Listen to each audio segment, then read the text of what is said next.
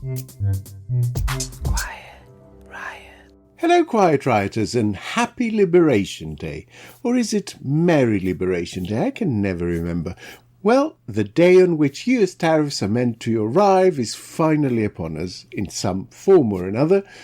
It occurs to me that a lot of what Trump is doing, in economic terms, is dismissed simply because it's Trump, rather than on its economic merit.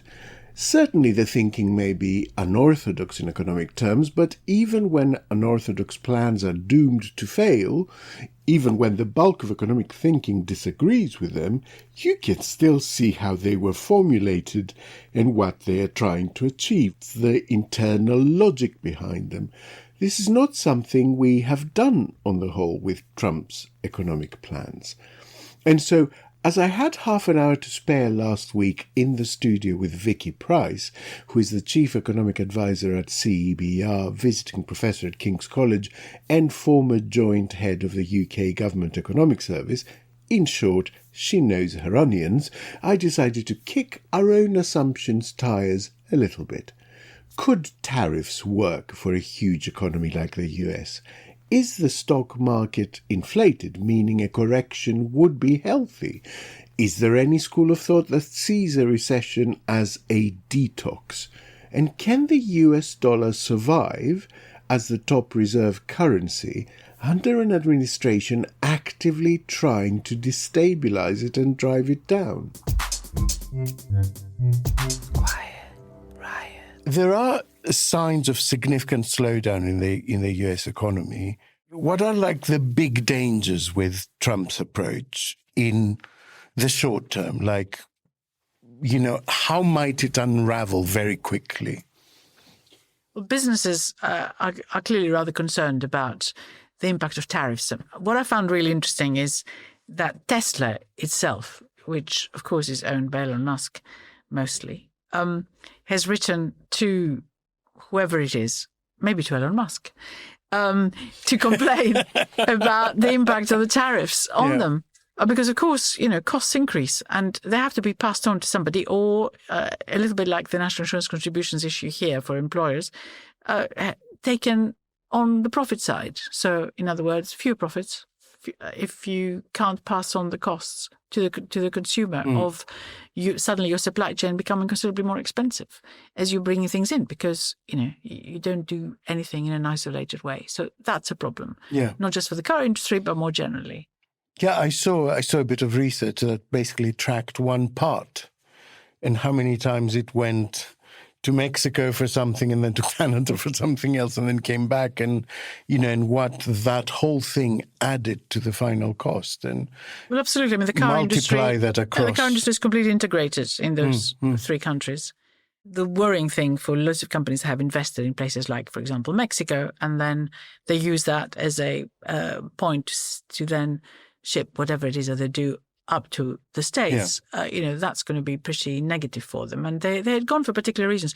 But it is quite interesting because when Trump was president last time, he did renegotiate the NAFTA agreement that was there with Canada and Mexico to his benefit. Yeah. So, and then there was a new agreement that was signed, which included, interestingly enough, the raising of minimum wage in Mexico so that workers there were not paid that much less than the US, and therefore there wouldn't be necessarily a competitive advantage for firms going and producing there. But it seems that hasn't satisfied him, and I thought that was working reasonably well. But you do really wonder why and whether this isn't more a political sort of tariff imposition on Canada and also Mexico, which remains a political one rather than an economic one, because obviously any tariffs with these two countries will be really bad for the US and for the US consumer. So all right, so I mean, I am of that orthodox position, tariffs are bad for trade. But that is sort of the truth when you're talking about loads of countries of medium size, etc. And I can't help but have a niggle in the back of my mind that a country of such extraordinary size and potential self-sufficiency as the United States, and such huge domestic demand, which is why they're in trade deficit with most countries.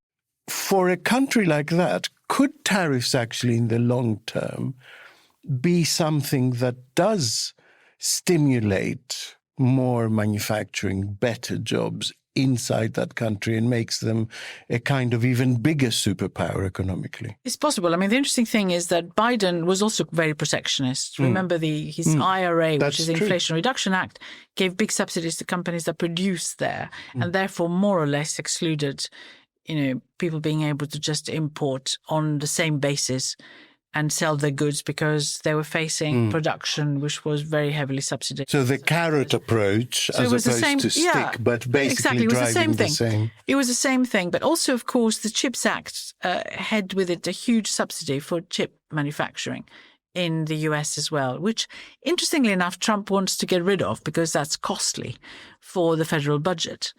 But I think what he's looking at those tariffs to do more than anything else is to provide more revenue for the tax cuts he wants to have. And obviously, when you look at what Moody's and others are thinking about the US, they're thinking about what type of government deficit, public sector deficit they could have, or federal deficit they could be in the future. And obviously, if the economy slows down, then that's an issue. And as we know, forecasts for the US economy have also been downgraded. Not hugely, but they have been downgraded.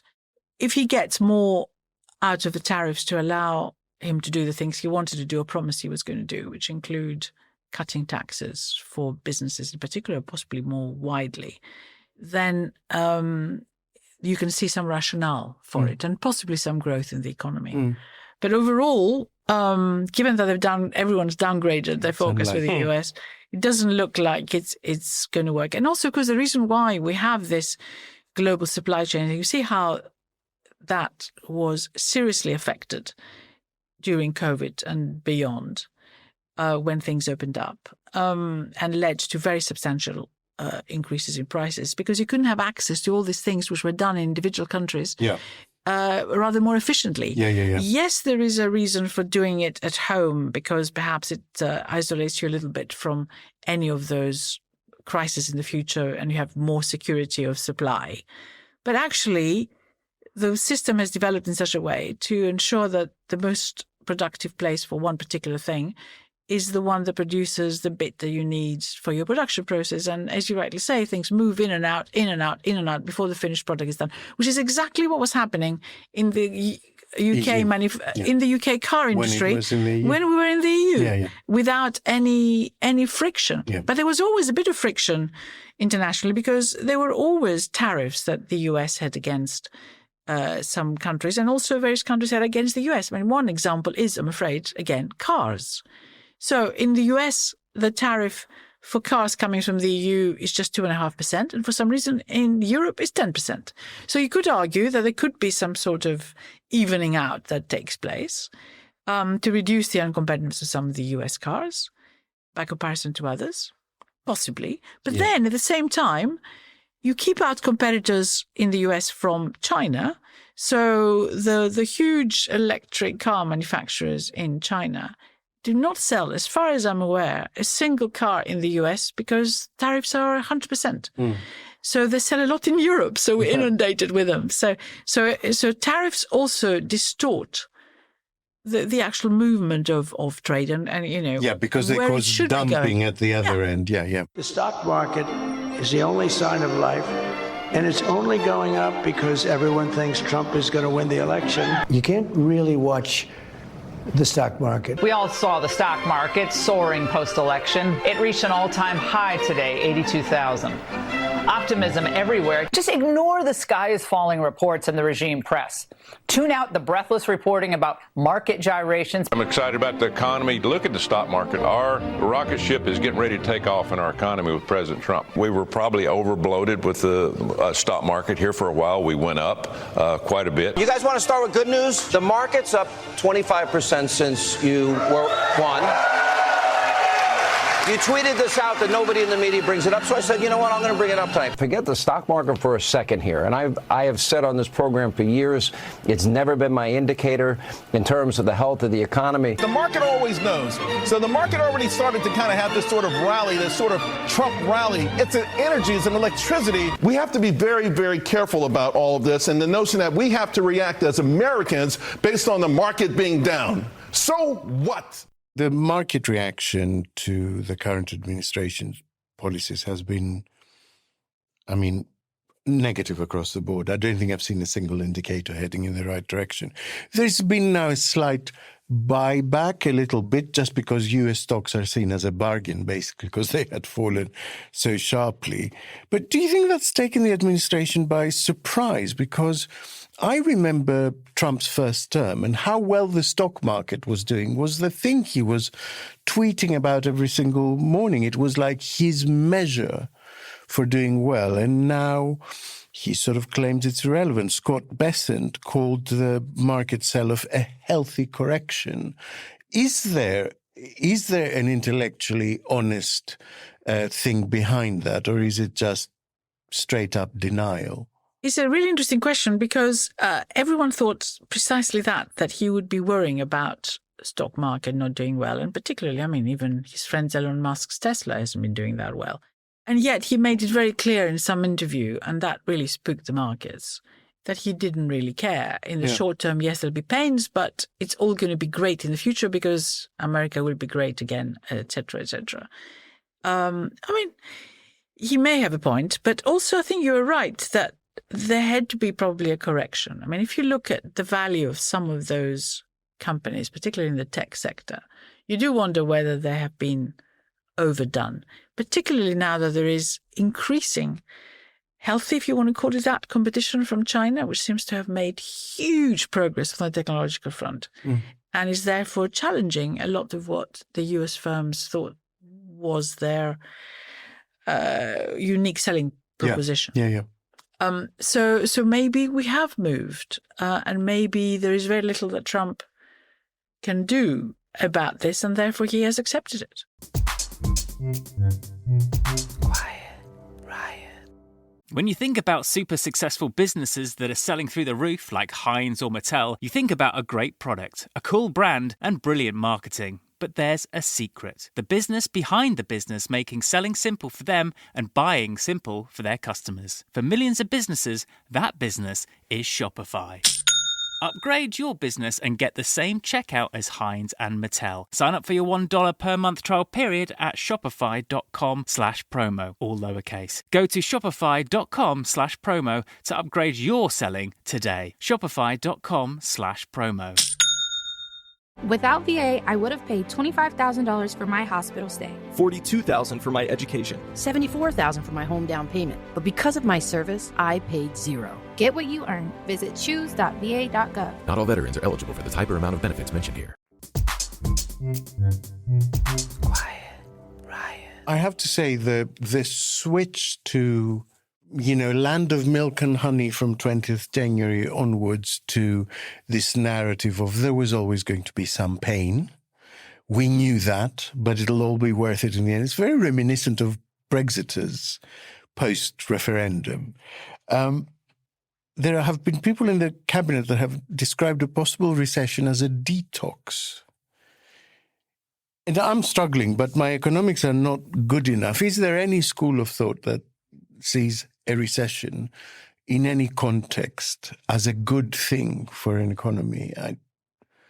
There may be some people who think it's good because perhaps it can ease out all those zombie companies or whatever it is that were there. But if you keep that going for any length of time, then what do we mean by companies that basically should not be trading? Well, some that are being kept going because interest rates have been very low, because they got some special support from the government. There were loads of those supposedly post-COVID, during COVID and post-COVID, during the recovery, and maybe you do need to ease them out and then have new, fantastic startups come and take their place, and then you improve productivity. Yeah, fine. perhaps. There's always that. There are always companies that come in and go out. But unfortunately, quite a lot of people's, even here, I think we seem to have caught that disease, view of what is a zombie company is one that isn't really thinking about growing fast and using technology in a certain way, and look down on companies which are there to survive, if you like, a lifestyle, a way to provide employment for some people, keeps you happy, well-being high, and all that sort of stuff. And there are loads and loads of those around. And I personally want to keep as many of those as I possibly can. There's no way to distinguish between the companies that are kept hanging by a thread and those which have just started up and are actually doing quite well. They're in their second or third year and will go on to do great things. Well, we don't know, of course, whether they will go on. All of them that are on a very narrow profit margin. Yes, but I mean, obviously you do want to encourage innovation, technological development, and all that sort of stuff. But you can live with a restaurant that does not ask you to pre-order with a QR code, or you can live with supermarkets that don't make you become a cashier yourself. And I really object to that, because when you look at productivity and how it's grown, I am absolutely convinced that one of the reasons why we haven't seen these technological changes lead to an increase in productivity is that firms just pass on. We've seen some improvement in profits because they pass on the work to us, who, have other things to do in life. And the opportunity cost of being a cashier, even for a little while as you go shopping, or doing your own booking of airline tickets, or fighting with an insurance company online, or waiting to speak to HMRC, I don't know for how many hours, or they close their phone line for whatever, or they intended to. So that takes away the time that you could spend doing something productive. So the opportunity cost is very substantial. Productivity doesn't go up at all. It goes down. It goes down. Profits of the firms that have been able to get rid of all the people and have us, unsuspecting citizens, become their own employees without paying us for it. So their profits improve by comparison to what would otherwise be the case. But the economy overall, what happens to those profits? Maybe they get given as dividends. I'm not talking now as somebody who doesn't believe in making profits. Actually, brilliant to do so. But it doesn't come back necessarily to the society unless, of course, those profits are reinvested in a certain way that then employs lots of people. Yeah, I like being my own cashier. Oh, my God. I used to be a cashier when I was a student. I'm very efficient. I'm much more efficient than any cashier at a supermarket. So I relish the opportunity, but I recognize what you're saying. I should be getting a 5% discount on all my shopping for doing my own scanning. Otherwise, I can use someone a till. There are days when I would pay 5% more for the joy of not having to speak to somebody when I'm queuing to get the toilet paper and the porridge. I'm sorry, that's a real problem. British. Yeah, exactly. No wonder lots of people have mental health problems. It's all my fault. Desmond Lackman, who is now at the American Enterprise Institute, but used to be a former deputy director at the IMF, he says that the US, it's a mistake to look at what's happening in the economy only in isolation, and that if you look a little wider, the US is showing several signs that are quite typical with an emerging country in trouble. That the debt is galloping out of control, but also the increasingly autocratic governance, the ignoring the rule of law, the favors for friends, the erratic policy making. And he doesn't go as far as to suggest that the US could turn into a failed state of sorts. But I think that's the implication, that you're seeing a lot of the signs there that you would see in a Central American economy just before it went belly up, basically. It's very strange looking at what's happening in the States now, and you think and hope that this is just a blip, really, and that things may return back to normal, but you may not recover from that nightmare. And indeed, there are worries about the Constitution and whether it's robust enough to prevent some of those things from getting much worse, if you like, in terms of what we're seeing from the outside. But I think what you also have to think about when particularly you're making comparisons with third world countries is that there is huge inequality in the US as well. It is actually, I think, among the G7 the most unequal, probably, and a lot of pockets of poverty. But it is such a big country that generalizing about the US is quite difficult. And also, of course, the various states still have their own way of going about it. I mean, different norms, different taxes, different rules. Yes, but doesn't that create an extra danger? Because what if, like, a rich state like California at some point decided, do you know what,